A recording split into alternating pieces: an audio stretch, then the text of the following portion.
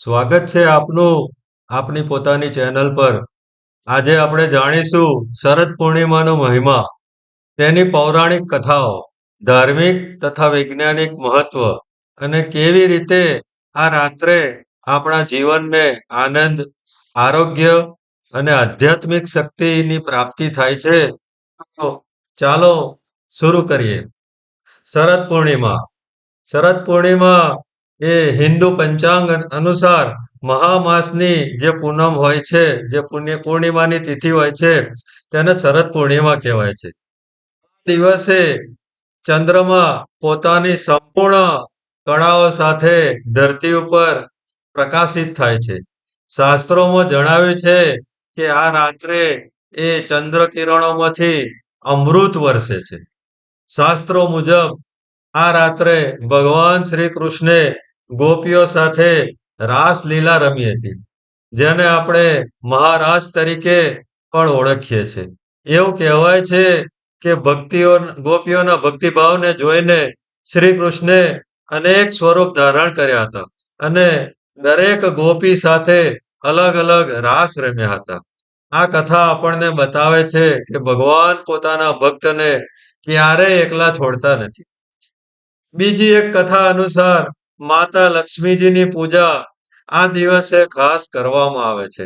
કારણ કે એવું કહેવાય છે કે શરદ પૂર્ણિમાની રાત્રે માતા લક્ષ્મી પૃથ્વી પર વિહાર કરવા આવે છે અને એ રાત્રે એમની પૂજા કરવાથી શુભ લક્ષ્મીની પ્રાપ્તિ થાય છે અને લક્ષ્મી કદી તમારા જીવનમાંથી દૂર થતી નથી. કહેતા સુખ, શાંતિ અને સમૃદ્ધિ તમને મળતી રહે છે. શરદ પૂર્ણિમાની રાત્રે કીર્તન, ભજન અને ઉપવાસનો વિશેષ મહિમા છે. આ દિવસે ચંદ્રમાં તેના કિરણો મન, મગજ અને શરીરને શક્તિ આપે છે. એટલા માટે થઈ અને ચંદ્રમાને રાત્રે ખીરનો પ્રસાદ ધરાવવાની એક પ્રથા છે. રાત્રે ચાંદનીમાં ખીર બનાવી અને રાખવી.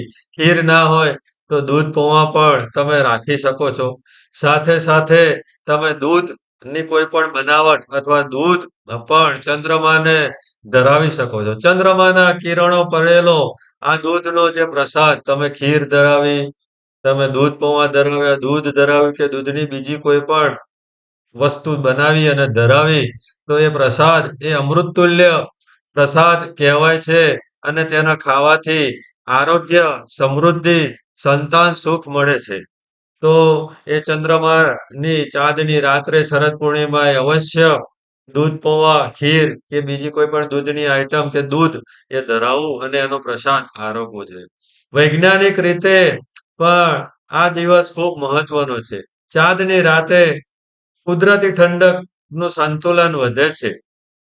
ખીર જેવી દૂધથી બનેલી વસ્તુ ચંદ્ર કિરણોમાં રાખવાથી તેમાં પોષક તત્વો વધુ સક્રિય થાય છે અને તે પાચન તંત્ર માટે ફાયદાકારક છે. કહેતો કે આ રીતે આપણે ધાર્મિક અને વૈજ્ઞાનિક બંને રીતે આ પ્રસાદ ધરાવી અને ખાવાથી આપણને ફાયદા થતા હોય છે. ગુજરાતમાં ઘણા લોકો રાત્રે છત પર કે આંગણામાં સૂવે છે કે જેને લીધે થઈ અને ચાંદનીનું તેજ શરીર પર પડે અને એ કિરણોથી તમે સ્વચ્છ અને નિરોગી જીવન જીવી શકો. ઘણા મંદિરોમાં વિશેષ આરતી, ભજન કાર્યક્રમોનું આયોજન કરવામાં આવે છે. ગરબાનું આયોજન કરવામાં આવે છે. લોકો પરિવાર સાથે એકઠા થાય છે, ભોજન કરે છે અને ચાંદનીનો આનંદ માણે છે. શરદ પૂર્ણિમા આપણને ભક્તિ, આરોગ્ય અને આનંદનો સંદેશ આપે છે. આ રાત્રે ભગવાન શ્રી કૃષ્ણને યાદ કરીને અને ચંદ્ર કિરણો દ્વારા ચંદ્રમાનો આશીર્વાદ લઈને આપણે આપણા જીવનને શાંતિપૂર્ણ, સમૃદ્ધ બનાવી શકીએ છીએ. તો આ દિવસે ભગવાનને પ્રાર્થના, હે ભગવાન શ્રી કૃષ્ણ, આપ અમને ભક્તિનો માર્ગ બતાવો, સારા સંસ્કાર આપો અને જીવનમાં સુખ, શાંતિ અને સમૃદ્ધિ પ્રદાન કરો. તો એવી પ્રાર્થના સર્વેને જય માતાજી, જય શ્રી કૃષ્ણ. ઓમ નમઃ પાર્વતી પતય, હર હર મહાદેવ.